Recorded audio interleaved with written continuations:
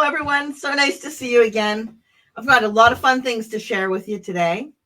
Before we get going, I just want to remind everybody that if you see anything on any of the feed where the comments are, any links saying for you to go there and pay for anything, that is something you shouldn't do. That's spam. Nobody's going to ask you to do anything like that. So make sure that you're only responding to the comments that are legitimate. So the rest of them, they will try and take care of them if they see them, but I don't want anybody to get caught with that. So make sure not to go into anything that looks a little bit suspicious. So today we're going to be talking about working with difficult fabrics. I love working with difficult fabrics. The more difficult, the better. And I do a lot of things with silk and with all kinds of different fabrics, even something like t-shirt material, right? This is a stretchy material that has got a lot of give to it. But if you stabilize it the right way, then you can use it for a lot of different things. This t-shirt I'm wearing right now, this was something that I made with knit, and I serged it together with my serger, and it doesn't take any time at all. It's only a couple of minutes. I think it took me longer to cut it out than to sew it together. But I took one of my favorite shirts and basically made a pattern for it. But when it comes to working with fabrics that are stretchy or that have a lot of raveling, like here's a piece of silk, for example. This has got a very, very heavy raveled edge. You can see the way that silk, it just falls apart off the edge. And it's because of the way that it's woven together. I think what's fascinating about the silk, though, is the shine. It just glows and it looks beautiful. So I tend to use it in garments, and I even do a lot of quilting with it. Now, this is not something that you can quilt a bed quilt with. I'm not talking about something where you're going to make a quilt out of silk and then give it to your son and it's going to be washed every week. This is something that's more of an art quilt or a wall hanging that you can use. The applique quilt that you'll see behind me over here, the purple one, that would be a perfect one. Instead of using cotton fabric, to be adding some silk and some different kinds of fabric, dressmaker's fabric, that you wouldn't typically think about using. As long as you stabilize it the right way, that makes all the difference. So here's an example of this off-white silk. And in this case, I stabilized it with something that's called So Soft Fusible batting. It's very, very thin, and you can see the back of it. It's just very light, very, very thin. It doesn't have any body to it. And I've used that in a lot of my quilting projects where I just want a little bit of batting. And here, this silk table runner, I put that on the back of it before I embroidered all the decorative stitches. And this just kind of made it a lot easier to use. And I still use tearaway as my stabilizer when I was embroidering. So all this does is controls the fabric and stops it from shredding and falling apart. Now, I do have a quilt over here that I paper pieced out, and it's all done with silk. My very first paper piece one that I did, this one was done with cotton, and I love paper piecing. I think it's a lot of fun, and you can see all the different pieces in there. And it occurred to me that doing paper piecing is a perfect thing to do with silk because the design is pieced on paper and it doesn't put a lot of stress on the fabric. So let me show you this quilt that I did. This is Ocean Waves, and it is a paper piece quilt. And I printed off some of the ones to show you what they look like. This would be a corner piece, and this would be a centerpiece right here. And then this would be one of the diamond pieces. Now, before I use silk, here's an example of a block that I've done. Before I use the silk, I always will put on the back of it, before I start cutting out the pieces, it's called Fashion Fuse. All right, this is an Inspira stabilizer. It's called Fashion Fuse. And when you look at it, it's a very, very thin, you can almost see it see-through, right? One side of it is fusible. The other side of it, it's flat. The reason I like this stabilizer when I'm working with silk is it doesn't leave any bumps or lumps on the back of the silk. A lot of the interfacings that you would buy, the fusible part of it is so heavy that it leaves marks on the front of your silk when you're working with it. Let me see if I can pull that up for you. You can see this is just perfect. The back of it is absolutely perfect, and it doesn't come apart from the silk. So there's not a thread hanging off of this piece, even though I cut it. And that's because the fusible is holding all the edges together and makes it really, really easy to work with. Now, when you're doing this, if you've never done paper piecing before, it's very easy to do. And I'm going to come up and let me get up a little closer to this so that I can show you. So what you're doing is you're putting your fabric on the back, all right side up, and then you're sewing on the lines. So there's no stress on the fabric. Usually I'd make my background fabric a little bit bigger. And then when I go to add the next piece of fabric, I'm going to, and I'll show you here what this looks like. Here's one that's done. And then when you look at the back, you can see this was the last piece of fabric. I had it like this. I sewed the line, and then I opened the fabric up, and then that line becomes finished. There's all kinds of different ways you can learn to do paper piecing, but working with silk fabric, look at how beautiful and rich this is. And look at how crisp the lines are. There's no extra threads that are coming off of it, and it's giving you a really nice look. Now, you can do paper piecing by machine, and I'm going to go over to the machine, and I'll show you how that's done. But you can also do paper piecing in our embroidery machine. Here's an example of a block that's done in our embroidery machine. And there are a lot of different quilt blocks that are done, and you can find them in my Sonnet library. And there's a lot of other places where you can find quilt blocks that are meant to do to work like that with paper piecing.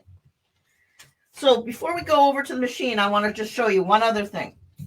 Okay, here's an example of a jacket that I've sewn and pieced together. These two pieces, this is all silk dupioni and combinations of different silks. What I did was I fused on the fashion fuse to the back of the fabric before I sewed it. And then I cut the pattern pieces out and sewed them together. And I've used silk in all my applique. All these different pieces have got silk in them. And down below, you'll see down here, these are different variations of silk.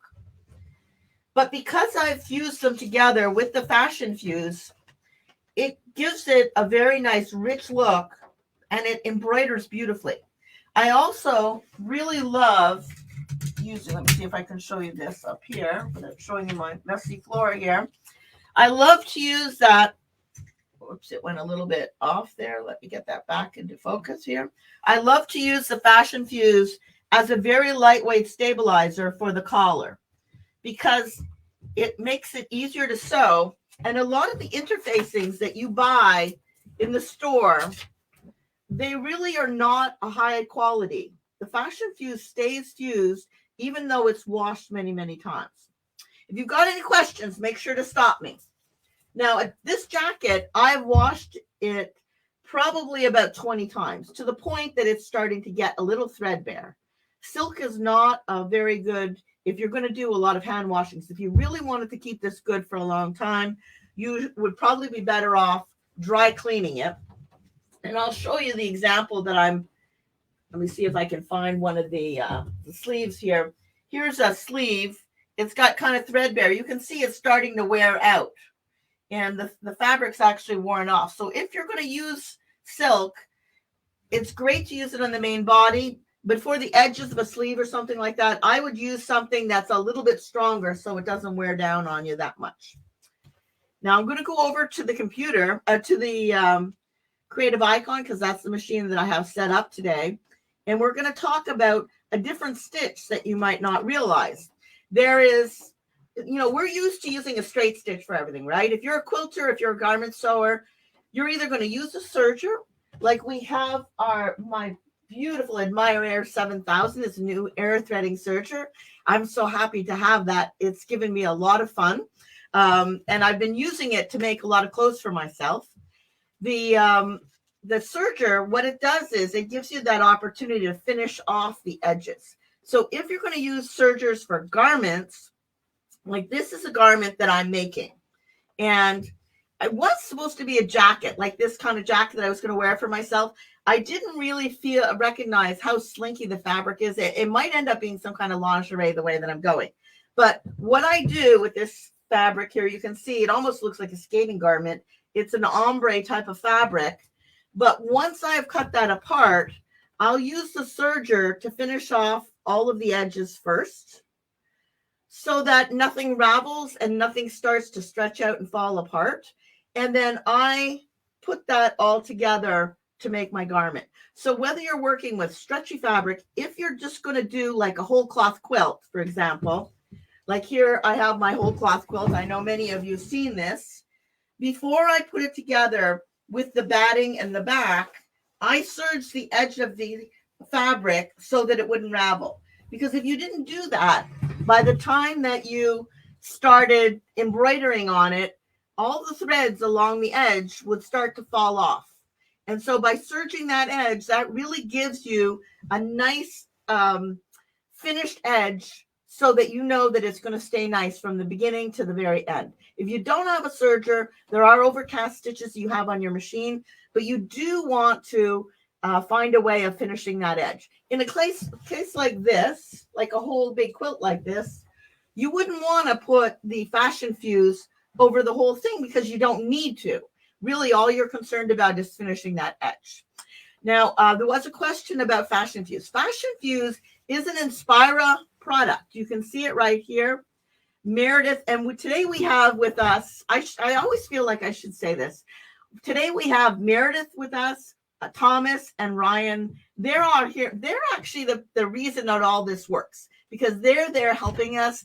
They're giving us the information if somebody's got a question, and they're answering questions as you go. But I know Meredith will put the information in the link.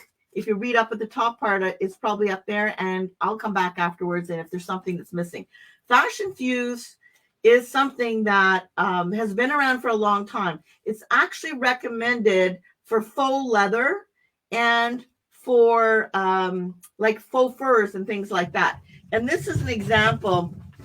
I did this project. This is a PFAFF project. You can find this on the link to on the PFAFF.com link, actually. And I did this twice. This is the bad example of it, because all I did was I embroidered on it. But you can kind of see that the vinyl has kind of gotten puckered there and pulled. And I wasn't happy with it. And so what I did was, and even up here, you can kind of see it's like a little bit bumpy and lumpy. So I went back and I did the exact same project, and I added the Fashion Fuse to the back of it, and then I embroidered on it. And it was a dramatic difference. Now, I don't have the second one I did because I gave it away. It was a Father's Day present, but you can find the instructions on PFAFF.com and the inspiration, and I'm sure they can find the link for you too, and we can post the link of it, because Father's Day is coming up. Before you know it, it'll be here. So, but if you're going to do something like this and you want to work with faux leathers, things that tend to have a stretch to them or a move, or the edges are not stable, what is good about this is that it's very light. You don't know it's there. It's almost invisible. And there is another question. Is there a reference for appropriate fusibles to use for certain applications? Well, that's a tough thing, right? Because, you know, there is a lot of different stabilizers out there. There is another stabilizer we have, which is called, wait a second here, let me get it. It is light and it disappeared on me. I'll find it. It'll turn up. There's a like stabilizers like light and tacky, but the problem is if you use this, it's tacky, right? If you put the silk onto it without having the Fashion Fuse on it, what happens is as you pull it away, the paper part of it, then all the threads come with it. So it's really important, no matter what you're using for your stabilizer, that you have something underneath that's controlling the thread that's going away. The other one is called light and sheer. It's like a tricot type of stabilizer, and I know the different that is Fashion Fuse and Fashion Fuse 2. I don't believe there's a Fashion Fuse 2. I'm not sure where you saw that. If there is a fashion fuse too, I sure would like to know what it is. This is the original fashion fuse. So I'm going to go over to the machine, and we're going to talk about how you can make your paper piece designs. Ultra suede. Now, somebody's got some ultra suede. And the thing is, these are fabrics. A lot of times we have fabrics like ultra suede and velvets, and a lot of times we're just afraid to use them because we don't want to do anything that's going to hurt them. Ultra suede is a very strong fabric, and I love it. I've made a jacket out of ultra suede. When you're embroidering with it, though, it's stretchy. It actually, if you take it and pull it, you'll see there's a lot of bias there that it'll move. So by putting something on the back of it that gives it a little bit of extra body, you're going to get a much nicer embroidery for it. Okay. Now I'm going to go over to the machine. I said I was going to do it. I want to show you a stitch that you can use if you're working with silk and you're making garments, or you're using other fabrics that are difficult to use, like like this one here where it's slinky and sheer and things like that. So let me go over to the machine, and then I want to show you something. So here's a fabric. All right. It is silk. It's got a lot of stretch to it. All right. This is a stretchy. So it's also got some lycra to it. Now, if you had a fabric like this that raveled a lot, because of the stretch that's in there, you're going to find that the thread will break when you're sewing it, and it's not going to hold the edges in very well. So we have a special stitch on our machine, which is meant especially for sewing with fabric that is not stable. All right. Usually we're using a stitch number 1, which is a straight stitch. But stitch number 3 is a special stitch. And that stitch is meant for working with stretchy fabric, or fabric that you feel like needs extra control to that stitch. So I actually stitched this out, and I'll show you what it looks like. It really is just a little zigzag. If you zoom in on it, let me see if I can zoom in. All right. All it is a little lightning stitch. All right. It goes down and back, and it's building in stretch. So if I come over to my machine, let me get that back down here like this. It does take a little longer when you're working with that machine. I'll just take these 2 edges and put them together. All right. We don't have a seam there, but that's all right. And then when you start sewing, you'll see that it is a little bit longer than a straight stitch, but it'll give you a much stronger seam when you're sewing garments together.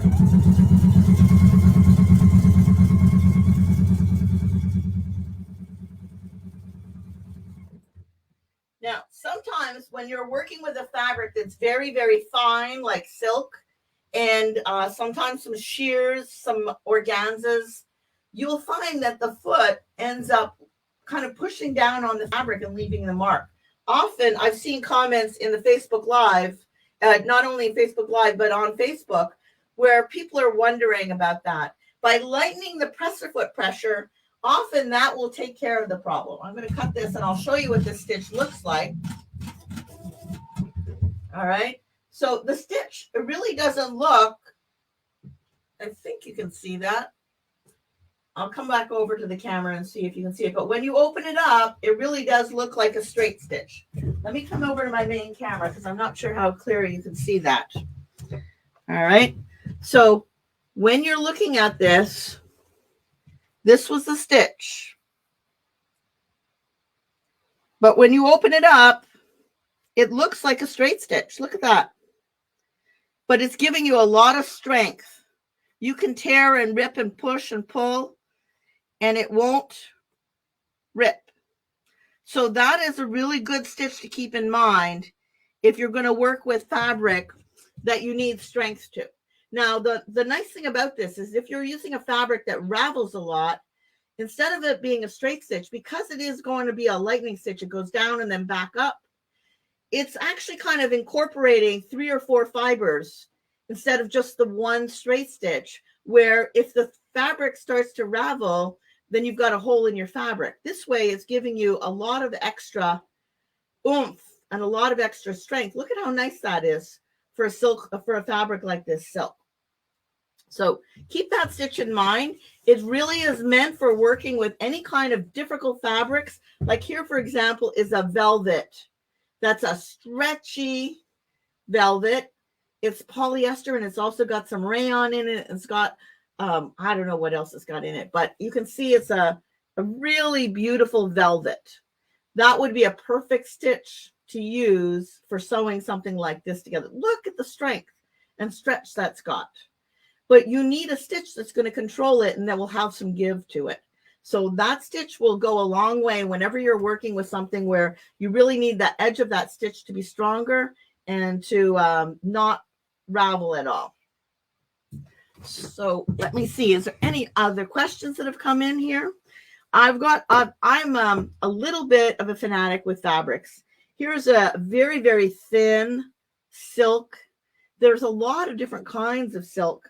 And honestly, I'm sitting on some of these that are just so beautiful that I haven't wanted to cut them up and decide what I was going to wear with, what I'm going to make with them. And so often I'll have a fabric for a couple of years before I get to the point that I want to cut it up. But a few years ago, I made my mind up that from now on, when I get a beautiful fabric, the very first thing I'm going to do is use it. I'm not going to keep it in my cupboard for 5 years or 10 years.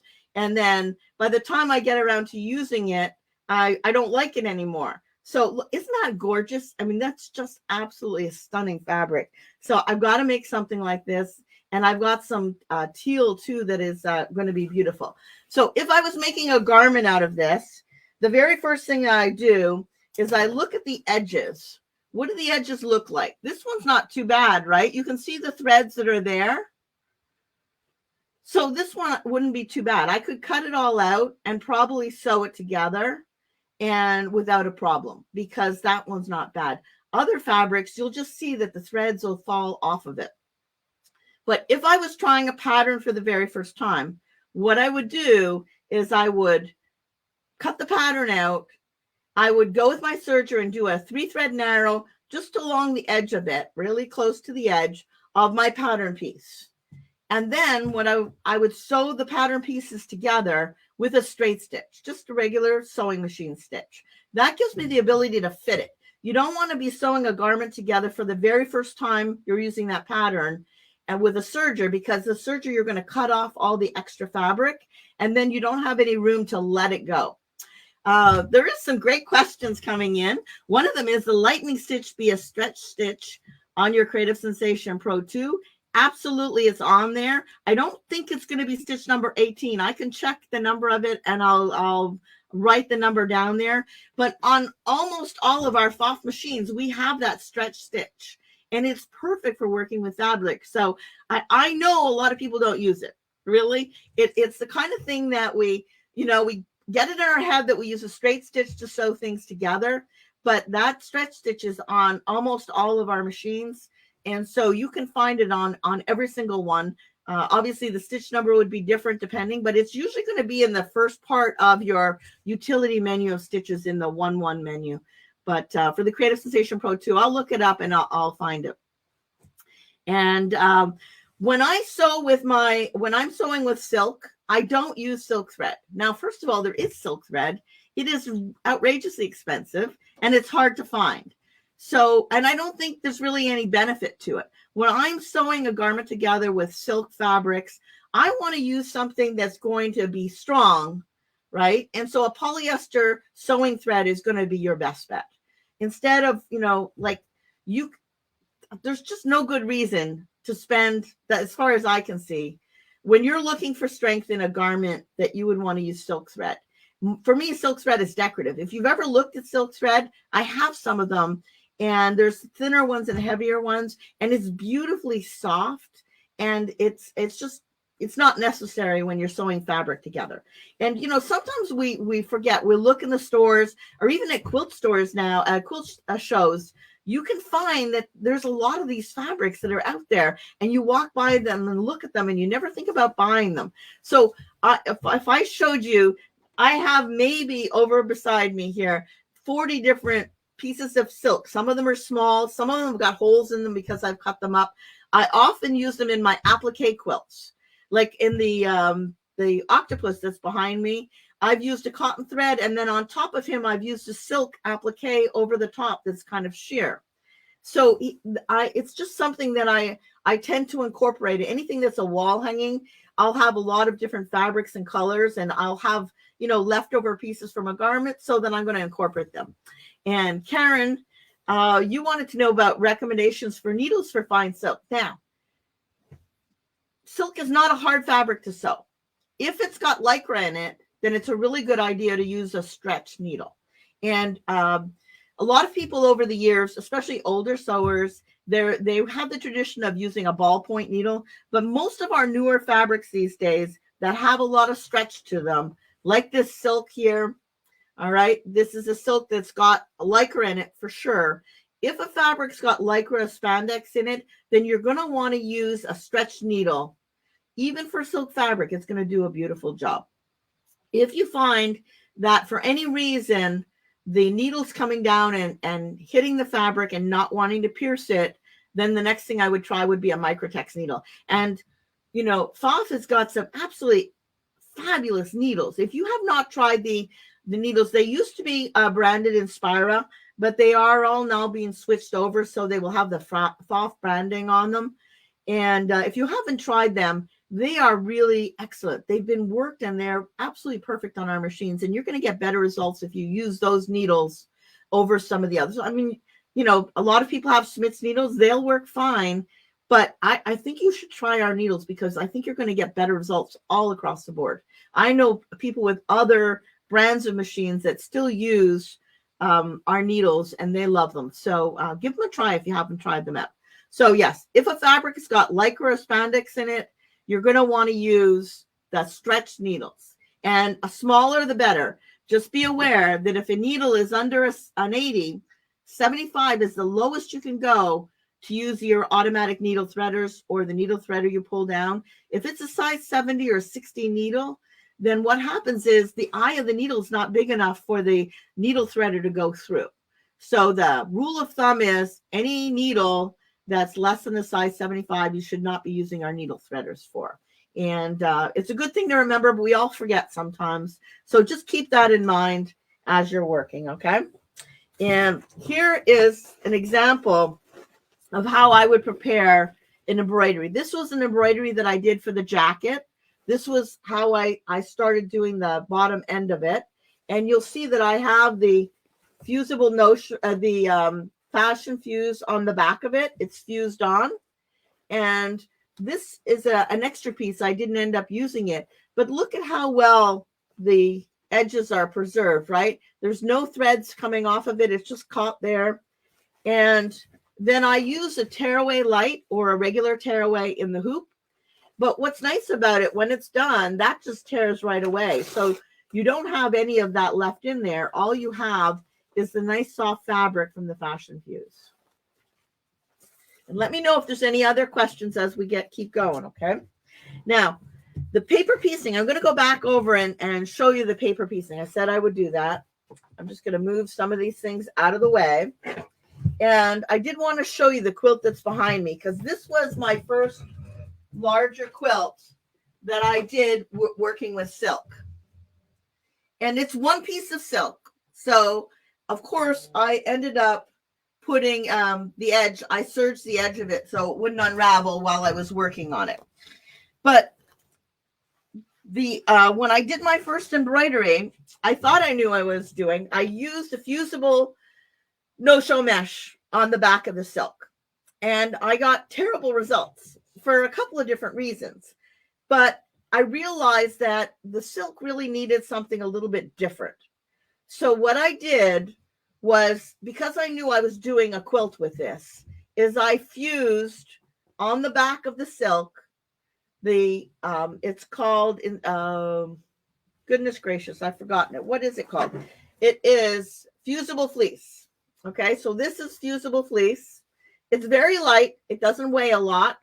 The fusible part of it, that's the fusible side of it. You can see it doesn't have a lot of lumps and bumps. So I fused that to my quilt before I started. And that had the advantage of doing two things. It stabilized the fabric. So then when I went to embroider on it, it wasn't likely to pull in and move. My very first time when I did it, and I used, and you know, most of the time I'm telling you things that from my mistakes that I make. I thought a fusible no-show mesh made a lot of sense with the silk. I fused it onto the back of the silk. I thought that would control it, and I put it in the hoop and embroidered with it. And when I took it out of the hoop, I just wasn't happy with it. You could see that everything had kind of pulled in and puckered with it. And if I had used a tearaway with that fusible no-show mesh, then it would have been fine. But what that made me realize is sometimes you need more than one different type of stabilizer, right? So by putting the Fusible Fleece on the back of this, what I was doing was basically almost quilting my fabric at the same time. And then I put the tearaway light in my hoop and did my embroideries, and then all of the tearaway is gone. There's no tearaway anywhere left in here. I didn't pull it out from the small flowers. I left it there, but I did tear away the big pieces of it. And then on the back, I was able to quilt, and the results were so much nicer. And so whenever you're doing a job like this, something where you're really trying different fabric, it's a good idea if you can make yourself just a small sample. Do what you think is going to work using the least amount of stabilizer you can, but be prepared to change what you're thinking you're going to do. Because I would have been so disappointed if I quilted or if I embroidered this whole quilt and then, you know, afterwards put it all together and I wasn't happy with it. That's just too much work to go through. So if you know what you've done by doing one block, it really gives you an idea of how things are going to turn out before you go too far. Okay, now I want to show you how you can go and do paper piecing like this right in your machine. All right, that is a paper piece design. On the back of it, you can see there's no stabilizer. I've teared it away, but every single piece of the fabric that's there has the fashion fuse on the back of it. Now I've started it. I'm going to go bring up the design. We'll go over to the machine, and that's another block that I did there. And I'm going to come over and I'll show you what it looks like in the hoop. Okay, so I'm moving over to embroidery and I'm pulling up the design. Now this is the design that I used to create this block. But I want to show you where you can find it, because if you don't know how to do paper piecing in your hoop, then everybody can get this information. All right. Now, if you have the creative icon at the top where you have, or a creative icon too, for that matter. All right. You see that there's the book there that opens up the help center. Now, if you go to embroidery techniques and then quilting and patchwork, it will show you patchwork in the hoop. And if you touch that, it will show you how to do the paper piecing. All right. It's going to tell you in English how to do it. It tells you the materials you're going to need.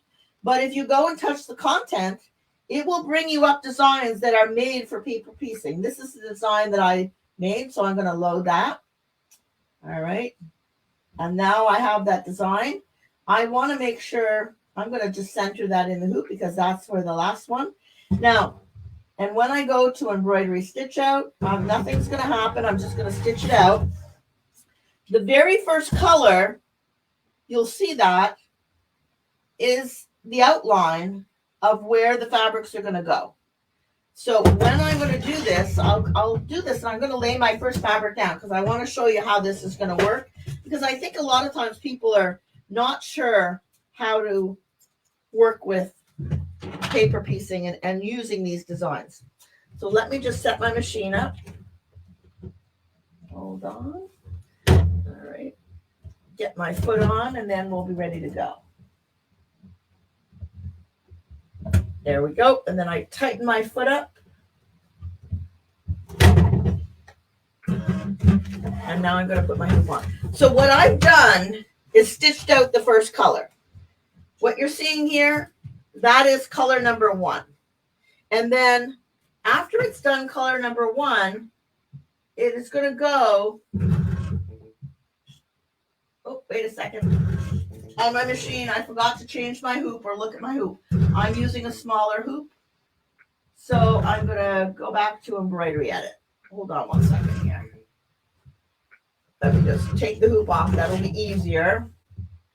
There we go. And I need to choose my right hoop. Otherwise, my machine is smarter than I am. It knows I don't have the correct hoop on that I am using. So what I'm going to do is select the hoop that I'm using, which is the 260 by 200 hoop. Often, if you get that message that you got to put on the right hoop, it's because you're using a different hoop that you told your machine you were. All right. Now, so when you're working and you're going to lay your fabric down to do these blocks, you can see this is the block. This is the way it ends up.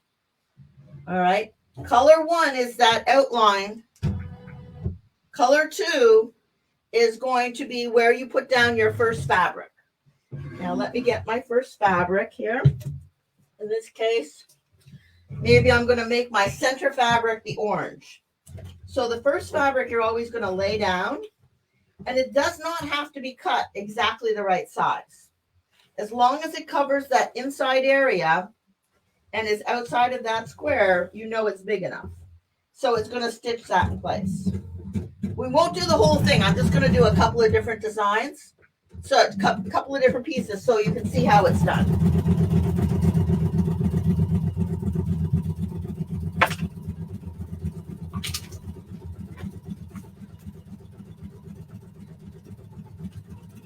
It's pretty easy to do, isn't it? Really, all you're doing is letting the machine do the work. But because the machine is stitching it, because our Creative Icon or your Creative Sensation Pro or whatever machine you have, all of our machines can do this. This is not limited to something the Icon can do. This is something all of our machines can do. Now, normally what you would do is cut your fabric away so that you have your 1/4 inch seam allowance. And you don't have to waste it like I'm doing. I'm just going to touch this quickly. All right. I would cut this less and I would cut all of this off. You don't have to do it now. I'm going to use this purple fabric. All right. This is one of that stretchy silk knit. So even though the weight is a little different, because you're paper piecing, you really can do it in a lot of different ways. There's the back of it where I put my fashion fuse on. So you'll see the line right here where it says number 2. Let me see if you can see that. Right there it says number 2. All right. That's where the second fabric's going to go. And my needle is set for that. So what I'm going to do is lay the fabric down. I'll get it a little bit better and straight in front of it, okay? And I'm going to leave it so there's a 1/4 inch seam allowance beyond that point. And I'm going to press start. And it stops, cut.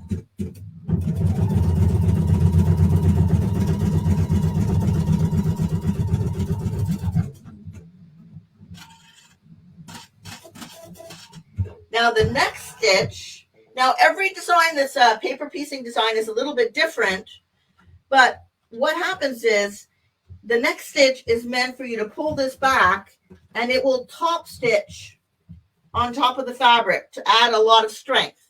Now for a silk quilt, that makes a lot of sense, right?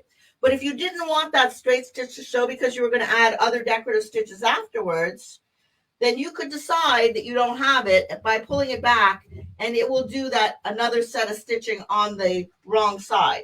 But I'm going to show you, I want you to see what that looks like. All right, I'm just pulling it back like that. And now when I press the start button, it's just going to do a triple stitch on the top of it. Imagine how strong that's going to make that seam.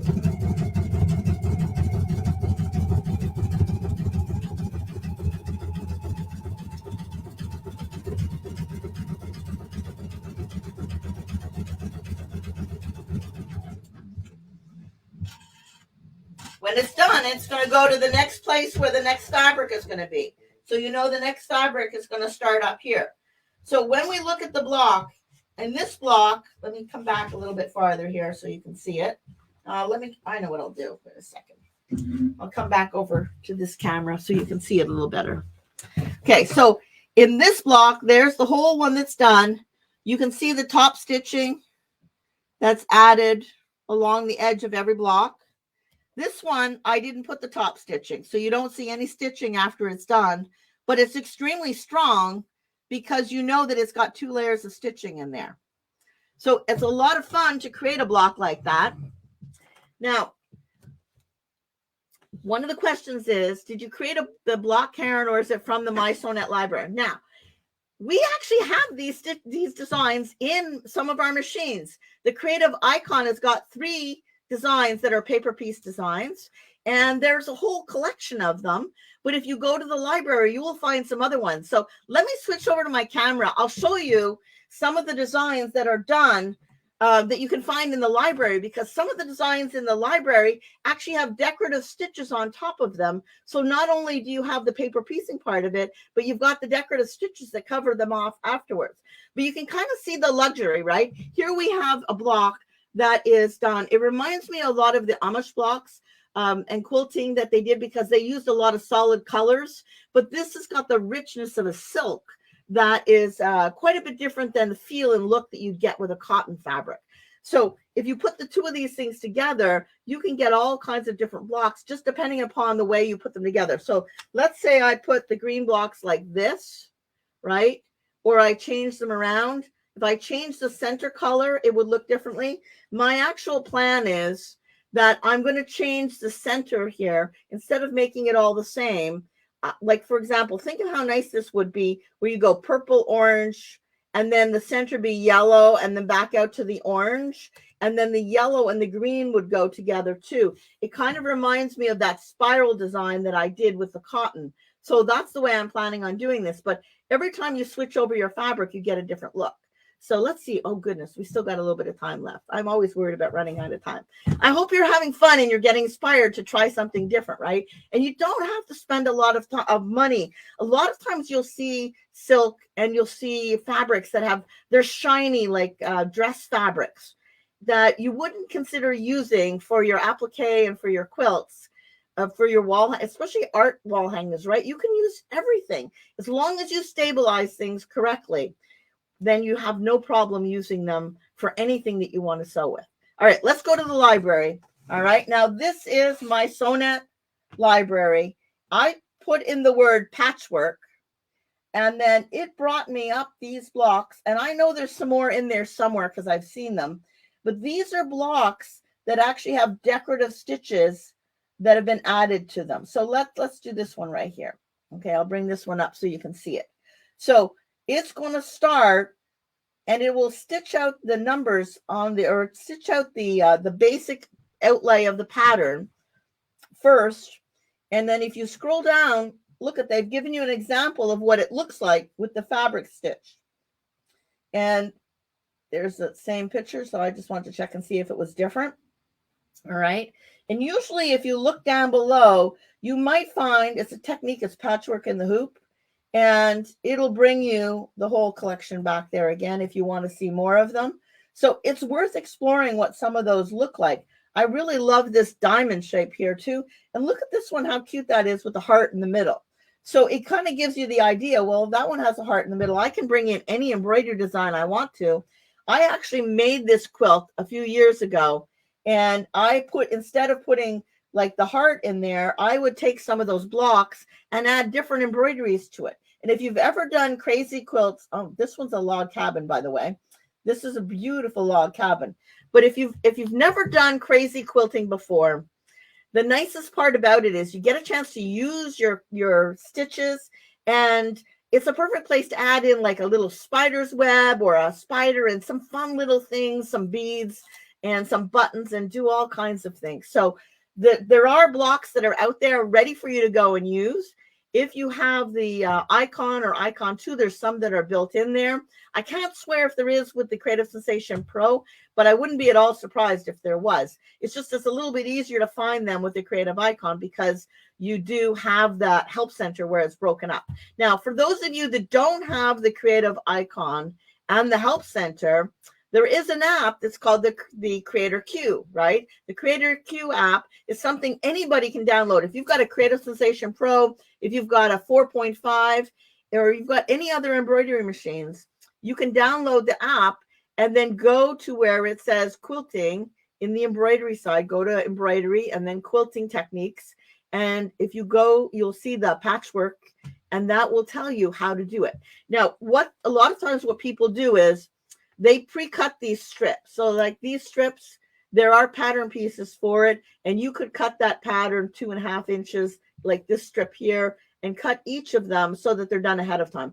I generally don't do that. I am much more likely to take a large piece of silk like this, and I will, I might divide it into like a 6-inch square, and then I'll lay it down, and I don't have any waste that way. And instead of pre-cutting all the pieces, I save a lot of time by doing that. The only time it makes sense is if you know it's a certain size and you're going to be doing a ton of blocks, then, say you need 10 of these, you might as well cut them out ahead of time. And so then you've got them ready to go. But one block does not take very long to embroider. I think it was probably maybe 5 minutes from start to finish when I did it. So, and I tend to daydream and think about other things when I'm doing it. So maybe it took me a few minutes more, but they are a lot of fun to do. And I think that's kind of a cool way of getting some use out of your scrap fabrics, right? Because you don't need a lot of fabric to do this. This is a perfect scrap quilt. So if you have maybe you've got, jackets or garments and stuff that don't fit you anymore. I'm sure nobody has that. But, cut them up and use the fabrics. And I often do that. A lot of the fabric that I've got comes from something that I might have found in a secondhand store. And I thought, that's beautiful fabric, so I'm going to buy it, and then I'll cut it up and use it for other things. So before we go any farther, does anybody have any questions? Let's just check that before we come back, and I'll show you this silk quilt again. No questions? All right. Now, I showed you the paper piecing designs. These are done with the sewing machine. A lot of books out there for paper piecing. There's a lot of paper piecing, like Electric Quilt has paper piecing. They call them foundation piecing. And so when you see something that says foundation piecing, that's what they mean is paper piecing. All right. I use this on a regular paper. Really, you're not meant to use and print these off on regular paper, because a regular quality paper, it'll rip better one way than the other. What you're looking for is a very, very light type of paper. So the perfect thing you can do is use our stabilizers. This is you can see I printed it. It is done with the tearaway light. It's very, very thin. And if I rip it, it rips so easily that you don't put any stress on the thread. So if this was already sewed and then I wanted to tear away the stabilizer, it'll rip very easily for 2 reasons. First of all, if you're going to do your paper piecing fabric with sewing machine, not with embroidery, but with sewing machine, you should shorten your stitch length to 1.5. Normally, our regular sewing on our Creative Icon is set at 2.5. When I'm piecing my quilt, I always put it to a 2.0. I like that shorter stitch length. But when I'm doing paper piecing, I set the stitch length at 1.5. And if you've never done paper piecing, I'm telling you, it's a lot of fun, because all you're doing is sewing on the line. So this is a fun thing. Even kids can do this kind of thing. So if you print this on a lightweight stabilizer and it's going through your printer, what you want to do is make sure that you cut your stabilizer to the same size as your paper, right? So a normal piece of paper is 8.5 by 11. I just cut my tearaway stabilizer, my lightweight tearaway stabilizer, to the same size, 8.5 by 11. If you have a good printer, it's going to feed this through no problem. If you find that it's having trouble feeding it through because it's too thin, put a little bit of spray starch on it before you go and put it through your printer, and then it'll stiffen it up a little bit and give it some body. We have a question about what was the name of the app. The app is called the PFAFF Creator Q. You don't need to own a machine to be able to download it, but it gives you a lot of information on all kinds of embroidery techniques and all kinds of sewing techniques too. So it's called Creator Q, and the Q is CUE. Okay. And let's see. Another question is, if I chose to use the crazy stitches, how would I quilt the whole quilt? That's a good question, right? So there's a few different ways you could do that. If I was doing it and you were going to do the same block for each one, then I would do all the blocks, sew them together, and then go back and add the stitches at the very end. And I could do it through all the different layers. And then I would have the same look on the front and back. If that's not what you want to do, and it's a lot more work to do that, but I always like extra work. But if you don't want to do that, then what you would do is add all your decorative stitches to your individual block, then sew them together, put your batting behind, right, and your backing behind, and then you can go and add more decorative stitches. You can either go outside and sew a 1/4 of an inch in from the edge and tack the front and the back that way. You can add more embroidery designs, right? Like imagine afterwards if you decided you wanted to add a spider web. Well, that could go through the front and back, no problem. So you certainly could quilt those into the front and back. So it's a personal choice. It would certainly be easier to add your decorative stitches at the same time you're making your block and then sew the quilt together. But there's a lot of opportunities, right? Because there's a decorative stitch right over the seam, it doesn't mean that you can't sew a 1/4 of an inch out and a 1/4 of an inch on here and add some more quilting designs. Like this, there was no quilting you noticed in the center of those blocks where the ones that had the stitches. So you easily could say, okay, I'm going to add a quilt block, an embroidered quilt block, or even I could do free motion in there. And any of the places where there's no stitching, you could do the free motion. So that's all about how creative you want to be and how much time and energy you want to do them. But if you've never tried this, you should give it a try. And I think there's a chance sometime next month is National Quilting Month. Maybe you're going to find that there's a video coming up sometime soon. So make sure to keep your eyes out for it. But in the meantime, if you have these blocks or you've got the My Sewnet library, go and look there. You can always download and buy one design and give it a try. And you could make the whole quilt with that one design, right? Now, if you wanted different stitches, remember, once you've seen the stitches that they've used, then you can go and add your own stitches, right, to that block. And I think I'll show you that. I'm going to go over. This will be the last thing I show you today. But let's pretend this block doesn't have any stitches to it. But we can add our own stitches in embroidery. So for those of you that have the embroidery, you can do it. So let's go look at how we would do that. All right. So we're going to come back to our screen. All right. And wait till you see how simple this is going to be to do. I'm going to move this back a little bit so I can get a better image of it here for you. Hold on a second. All right. So I'm going to return to Embroidery Edit.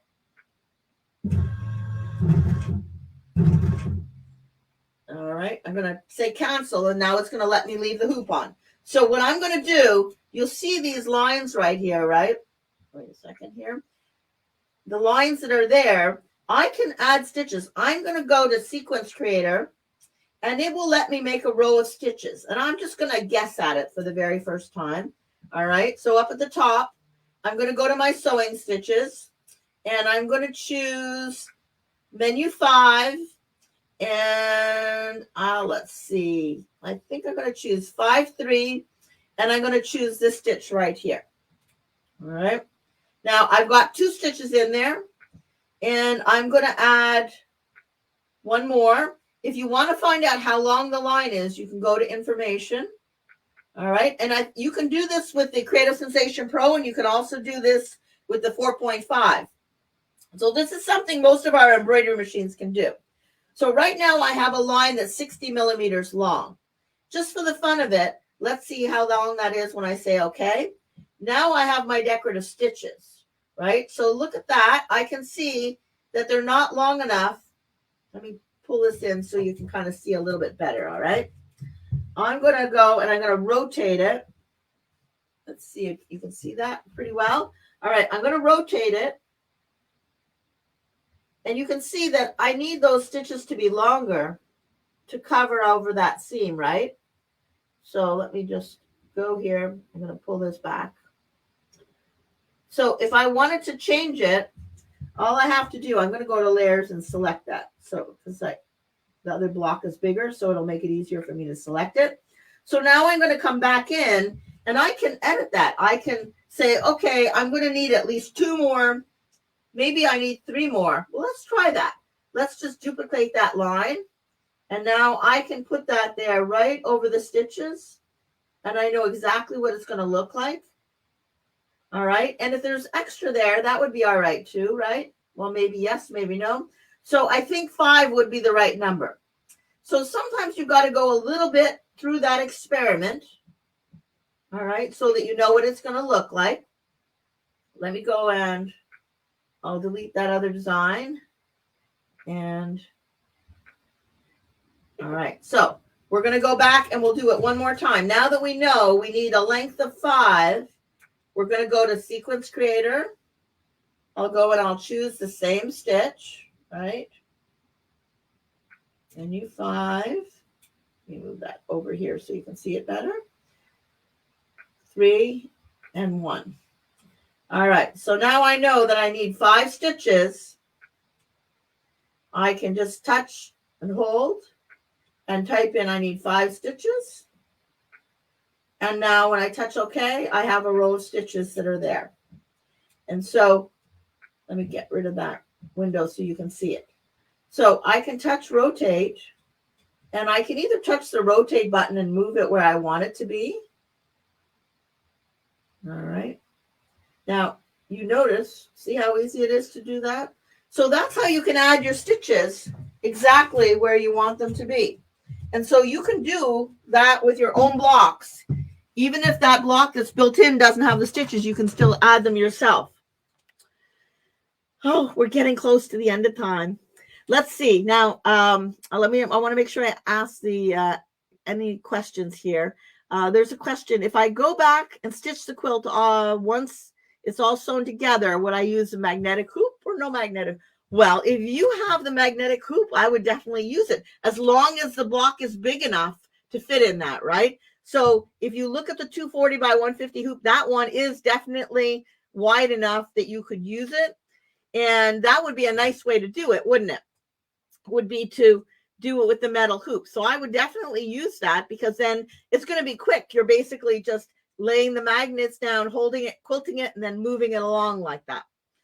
The block, when you look at it like this, you can kind of see, wouldn't it be so much nicer to have those decorative stitches in? Once you've made all the decorative stitches where you want them to be, then you can save them and use that same block again. Or you could go and add new stitches to the next block you make. But look what you've learned by doing that, right? So I think we're out of time. I'm so sorry. I'm always so sorry to say goodbye to you because I love being here. And I hope you felt like you got some ideas that you want to try some new things. The next Facebook Live is going to be exploring ideas for Passover. And Nancy's got some creative ideas for table decor. So that is March 3rd. I hope you will tune in and see her. She's always got some creative ideas too. And again, there is a survey link. It's at the end in the comments. So if you want to put your opinion, whether you like this, whether you didn't like it, just be gentle.